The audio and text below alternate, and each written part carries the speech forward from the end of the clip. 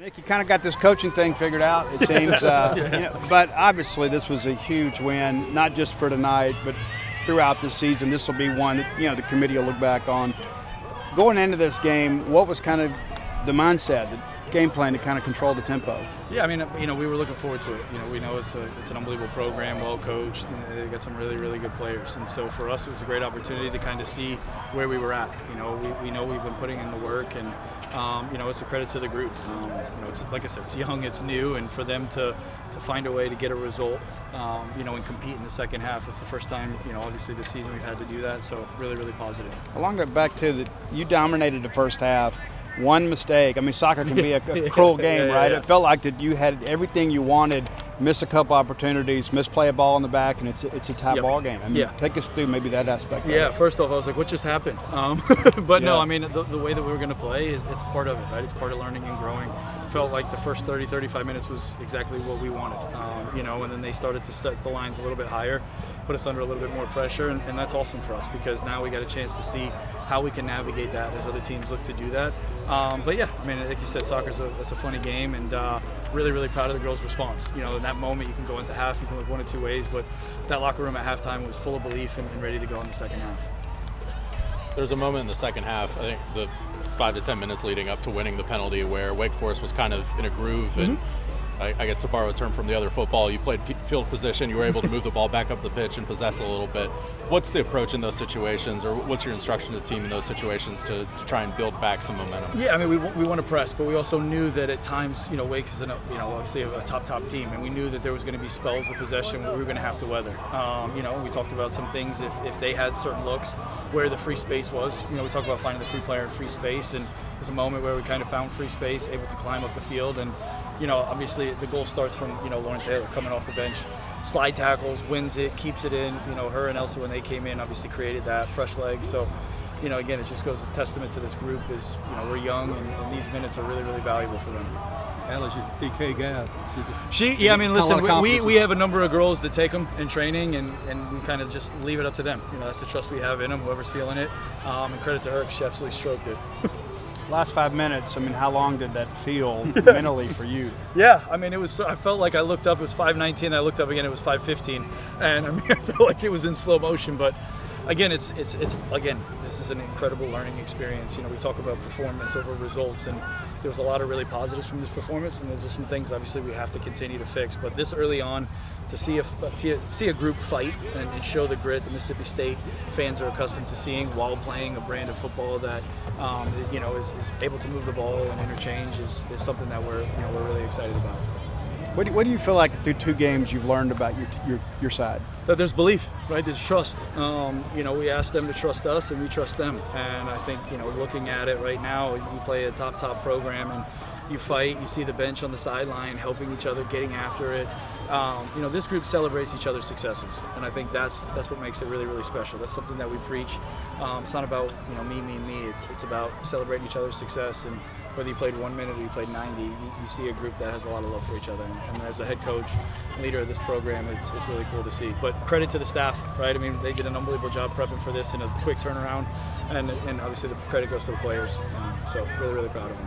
Harris. Well, Kara, as far as goals go in your career, how does that one feel? Oh, it feels great. It's first start for me, new team, Nick Zimmerman era. No better goal to score than this game.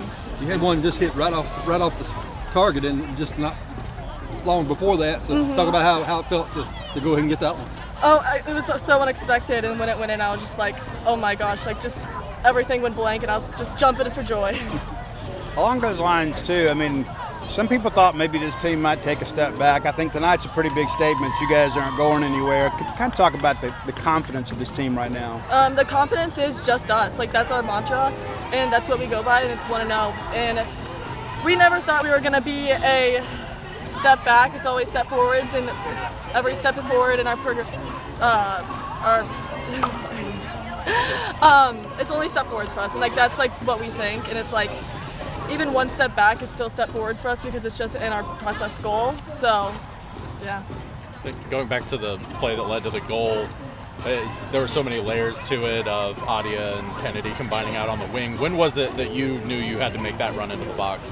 Well, this week in training, we were harping on weak side has to get in, so I was just making sure I got in because you never know. It's the what if factor. So when it was on the far side, I was like, I just need to get in because you never know. And then it got crossed. Allie Perry had a shot. It got ricocheted, and then I headed it in. Yeah, and it was a bouncer too, right? You bounced it down. Like that's one of the almost a lost art in soccer. Everybody wants to do everything aerial. How would you remain disciplined there and maintain your form and do exactly what you wanted to do there? I think it's just always staying front-footed. That's like something that we always harp on as a team, is always staying front-footed because it's the big what if factor again. So it's like as long as you're on your front foot, you're able to get to anything. And they equalized not long after. Just one, against a team like this, you can't make any mistakes, and there's just one thing that goes against y'all, and it turns into a goal. What was the message at halftime to regroup after that and come back and fight in the second half? The message was we're good. Like it's gonna come. It's like we just stick to our principles of soccer, and it's like we just keep playing and we do what we do, and the goals will come. Well, Allie, pretty big PK there. Maybe take us through your process in those moments. How do you kind of settle your nerves and kind of steel yourself for that? It's just a confidence thing. You can't, the keeper was trying to get in my face, and you can't let her confidence get in the way of yours. I tell myself I'm gonna make it. I have no, I knew. When I set that ball down, I knew. So it's all just a confidence thing with me. The moment I'm going into it too. When I got hit, I knew from how I reacted after I got hit, it was good. Take care of this, but talk about after they did tied it up at 1-1. What was the message at halftime? I was just telling everyone to keep going. We dominated them in the first half. It was off of one mistake that we had, so I just told everyone to keep playing how we did in the first half, and we will win because they were no shot better than us in the first half. Just capitalized off of a mistake that we made. And also, go ahead, Colin. Defensively, they had a lot of recovery speed and were really on you guys in the first half. But how much confidence did you get from knowing that you had the ball and the chances would come eventually?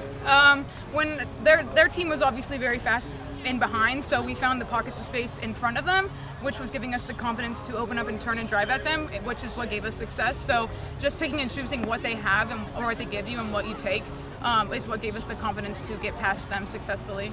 Those final 10 minutes, they were chasing a lot, and you guys doing a good job on clearances.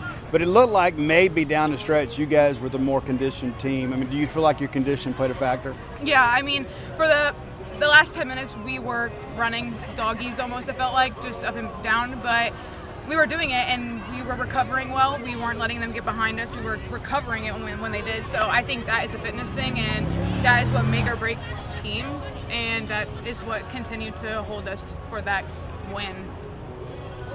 What's the feeling now going into a sort of long, week-long road stretch and playing against a couple of Big 12 teams? I mean, I think this gave us the confidence that we needed with a young group. They don't know necessarily how bigger, they're seeing that we're playing a top 10 ranked team, and it's intimidating for them, and we're the underdogs in this, which is awesome. And so just having that confidence now, the younger kids to trust and know that we can do that is really good going into these next few games, just to take them day by day, game by game.